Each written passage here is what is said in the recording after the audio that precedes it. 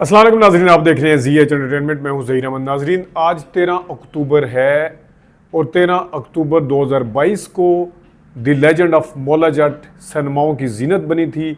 यानी आज 2 साल इस फिल्म की रिलीज़ को मुकम्मल हो चुके हैं। 2 साल के बाद ये फिल्म कहाँ खड़ी हुई है, 2 साल के बाद हमारी फिल्म इंडस्ट्री कहाँ खड़ी हुई है, और 2 साल के बाद इस फिल्म ने the legend of Maula Jatt ने कितने रिकॉर्ड कायम किए हैं, इसके ऊपर थोड़ी सी बात करते हैं। सबसे पहले हम आपको ये बता देते हैं कि 2 साल के बाद ये फिल्म अभी भी सिनेमाओं पे लगी हुई है। अगर आप सिनेपैक्स जिना पार्क का इश्तिहार आपके सामने है, इसको देखें तो आपको शोज़ की डिटेल नज़र आ रही होगी। उसके साथ साथ हम आपको सिनेपैक्स हैदराबाद की अगली स्लाइड दिखाते हैं। 6:15 पे शो 13 अक्टूबर का।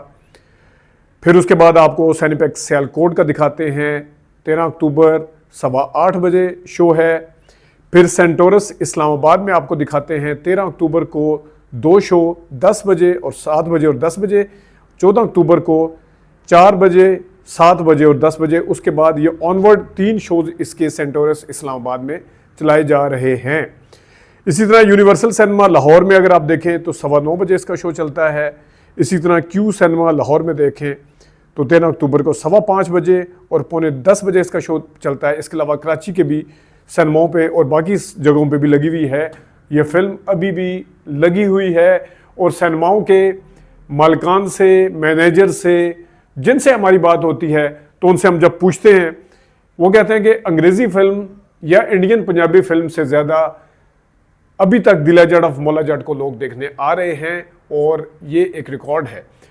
The legend of Maula Jatt cinema मालिकान का या मैनेजर्स का, जो भी सिनेमा को वहाँ पे देखते हैं, इंतज़ामिया का कहना था कि जब हमें कुछ समझ नहीं आती कि हमने क्या लगाना है, क्या लगाना चाहिए, तो हम दोबारा से मौला जट लगा देते हैं।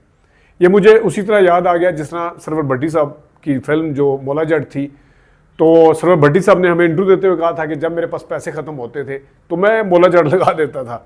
और सिनेमा वाले भी उस वक्त के जो हैं मेरे पुराने सिनेमा मालिकान से, जिस तरह सफदर साहब हैं जो शबिस्तान सिनेमा के मालिक है, जिसकी कमाई से मौला जट के शबिस्तान पे आई थी तो प्रिंस सिनेमा बना था, वो भी यही कहते थे कि हम मौला जट जब, उसके अलावा भी काफ़ी सारे सिनेमा ऑनर्स जो थे, पुराने सिनेमाओं के जो मालिकान थे, वो कहते थे कि हम मौला जट इसी तरह लगाते थे।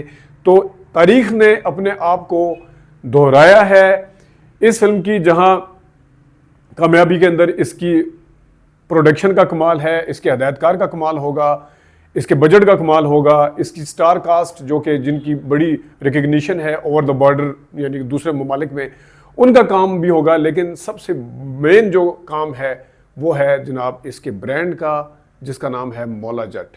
तो the legend of Maula Jatt जो है 2 साल के बाद, जब हम आपको बताते हैं कि हर हफ्ते एक फिल्म आती है, बाज़ फिल्में 3 दिन के बाद, बाज़ फिल्में 1 दिन के बाद और बाज़ फिल्में 1 हफ्ते के बाद आपको नज़र नहीं आती, उतर जाती हैं, गायब हो जाती हैं।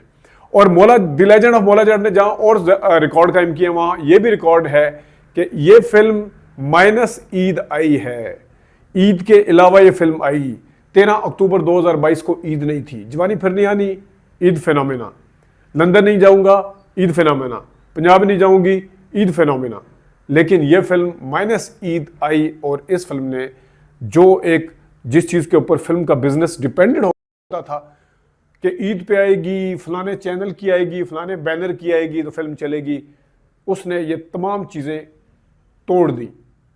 जहाँ तक बिज़नेस का कमाल है, बिज़नेस का जहाँ तक बात करते हैं, वहाँ पे अगस्त 2023 यानी 1 साल और 2 महीने पहले तक यह फिल्म 400 करोड़ का बिजनेस कर चुकी थी।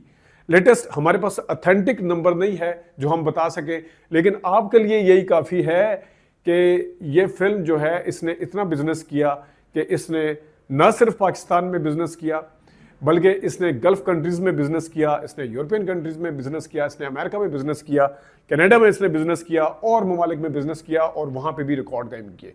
पाकिस्तानी फिल्म की हैसियत से कम इसने वहाँ पे भी रिकॉर्ड कायम किए। और ना सिर्फ ये, बल्कि इंडिया के अंदर मच अवेटेड फिल्म है। 3 दफ़ा इसकी रिलीज़ का ऐलान किया गया समेत 2022 के दिसंबर के 3 दफ़ा। अभी अक्टूबर 2024 को ये हफ्ता 10 दिन पहले यानी उसका ऐलान किया गया था। लेकिन वहाँ पे ये फिल्म जो थी चैलेंज बन गई, वहाँ के अंदर काफ़ी सारी मुखालफत सामने आई कि जनाब ये करना है, वो करना है, वो करना है, ये करना है। तो इस तरीके से इस फिल्म ने जो था उसके अंदर ये चीज़ बिल्कुल सामने रही कि ये फिल्म लगानी चाहिए, लगाएं, क्यों ना लगाएं। सिलेक्टेड का कभी ऐलान हुआ, कभी कुछ हुआ, लेकिन सारी चीज़ों का अपनी जगह पे। कुछ लोग कहते हैं कि 45 करोड़ की बनी, कुछ का मानना यह है कि ये कंट्रोल्ड बजट में बनी, जिसका नंबर 14 करोड़ से 25 करोड़ है। अगर हम हायर साइड पे भी जाएं, 45 करोड़ की भी अगर है, जो कि हायर साइड पे है, मैं इस चीज़ के ऊपर बिलीव ही नहीं करता कि फिल्म 45 करोड़ की बनी है। ये फिल्म अगर बनी भी है, वो बिल्कुल नंबर ठीक है कि 14 और 25 करोड़ के दरमियान में ही बनी है। तो अगर हायर साइड पे भी जाएं तब भी इस फिल्म का प्रॉफिट आप देख सकते हैं। और अभी ये फिल्म लगी हुई है, OTT के ऊपर भी इसने बिकना है। अगर कोई चैनल इसको चलाएगा वो भी खरीदेगा। और इसके अलावा भी इसके ऊपर PUBG गेम्स भी बन चुकी हैं। इसके डायलॉग जिस तरह उस ज़माने में ज़ुबान ज़द-ए-आम थे, वो ओल्ड जनरेशन के मुंह के ऊपर डायलॉग थे, खासतौर पे मुश्ताक ऋषि साहब के, अभी हमजा साहब के और फवाद खान साहब के भी, और उस वक्त सुल्तान रही साहब के, मोले नू मौला ना मारे तो मौला नहीं मरदा, नवा है सोनिया। तो ये डायलॉग जो हैं वो आज भी नई नस्ल के ऊपर भी, उनकी ज़ुबान के ऊपर भी ज़द-ए-आम है। ये वो रिकॉर्ड हैं जिसने एक अपना, मैंने तमाम आपको सामने स्लाइड्स भी दिखाई हैं, इस फिल्म के रिकॉर्ड भी बताए हैं किस किस तरीके से ये क्रेज़ का नाम बना, the legend of Maula Jatt. और लेकिन इससे इंडस्ट्री को कितना फ़ायदा हुआ वो बिल्कुल नहीं हुआ। सिर्फ ये कि एक रिकॉर्ड कायम हुआ।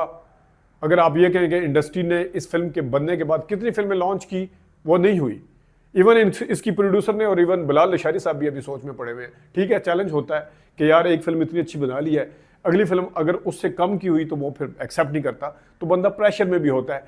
लेकिन बहरहाल ओवरऑल इस फिल्म के बिजनेस जो था उसने जो फ़ायदा ये दिया कि आज भी फिल्म चल रही है।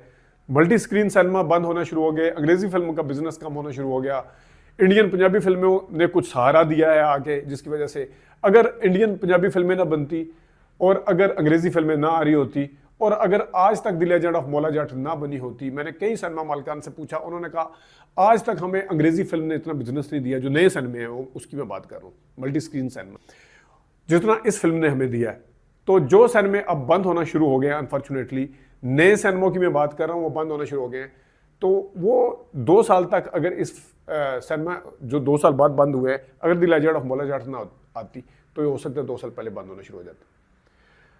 पुराने ज़माने में ये होता था कि एक फिल्म हिट होती थी तो उसके बाद 10-10, 15-15, 20-20 फिल्मों का इफ्तिताह होता था। लेकिन हमारी इंडस्ट्री आज तक खड़ी नहीं हो पाई, इतनी ज़्यादा बिजनेस करने के बावजूद आज तक इंडस्ट्री खड़ी नहीं हो पाई। आप अंदाज़ा करें कि अगर चूड़िया ने 2 करोड़ कमाया था उस वक्त, उसका बिजनेस बहुत कम था, उसका बजट जो था वो बहुत कम था, लेकिन उस ज़माने में टिकट जो था 100-200 का था। आज टिकट जो है वो 1000 रुपये का है। तो आज फिल्म का चलना, अगर थोड़ी देर के लिए मौला जट को हम माइनस करें तो 6 महीने साल फिल्म का चलना कोई बड़ी बात उस तरह से इसलिए नहीं है, या फिल्म का बिजनेस करना, कि इसका टिकट हायर साइड पे है। तो फिर माने उस ज़माने को जब टिकट जो था वो सिर्फ 200-150 का था, लेकिन उसके बावजूद वो 2 करोड़ कर गई थी। और उस फिल्म से ने सहारा भी दिया था, मौला जट ने जिस तरह सहारा दिया था इंडस्ट्री को। आज आप उठा के देखें कि पाकिस्तान की हायर साइड पे जो बिजनेस करने वाली फिल्में हैं वो पिछले 10-12-15 साल का फेनोमेना है सारा। लेकिन ये भी एक रिकॉर्ड है कि जब आपकी 10 फिल्में, जिसमें से एक चूड़ियों को निकाल के सारी पिछले 10-12 साल में रिलीज हुई हैं, तो उसका फायदा क्या हुआ? उसका फायदा किसी को नहीं हुआ। मतलब उस प्रोड्यूसर की जेब में चला गया। इंडस्ट्री को क्या फायदा हुआ, सिनेमा इंडस्ट्री को क्या फायदा हुआ, वो आपके सामने है। सिनेमे बंद, फैन फॉलोइंग, बस वो ईद वाला फेनोमेना है। मैं किसी की मुखालफत नहीं कर रहा, लेकिन अनफॉर्चुनेटली हुमायूं सईद या फाद मुस्तफ़ा का जो फेनोमेना, वो ईद, फलां बैनर, कॉमेडी, योंड्रा क्या, चलो फाद मुस्तफ़ा साहब ने थोड़ी सी कायद-ए-आज़म जिंदाबाद या एक्टर इन लॉ, लेकिन ये दूसरी साइड पे हुमायूं सईद का यही है। मैं इसकी अगेन कह रहा हूँ, हौसला अफजा बात है। मैं सिर्फ एक कंपैरिजन करना चाहता हूँ कि जब फैन फॉलोइंग थी नदीम साहब की, वहीद मुराद साहब की, मोहम्मद अली साहब की, सुल्तान रही साहब की, शान साहब तक, तो अभी वो फैन फॉलोइंग क्यों नहीं बन सकी? उस तरह के क्यों लोग मरते नहीं हैं कि फिल्म आए और देखें? फिल्म का इंतज़ार क्यों नहीं किया जाता? क्यों अदर देन कॉमेडी फिल्में ईद के अलावा नहीं चलती? एक हफ्ते के अंदर फिल्म ठप, बंद, डब्बों में बंद। लेकिन बहरहाल मौला जट का एक रिकॉर्ड है जो रहेगा, जो इससे कोई नहीं छीन सकता। देखते हैं बिलाल अंसारी साहब और अमारा साहिबा ये दोनों मिल के कोई फिल्म बनाते हैं, अलग अलग बनाते हैं, अगली फिल्म क्या करेंगे इसका हमें इंतजार करना पड़ेगा। 2 साल हो गए, अब तो कोई ना कोई अनाउंसमेंट हो जानी चाहिए। अपना ख्याल रखिएगा, अभी तक के लिए इतनी इजाज़त दीजिए।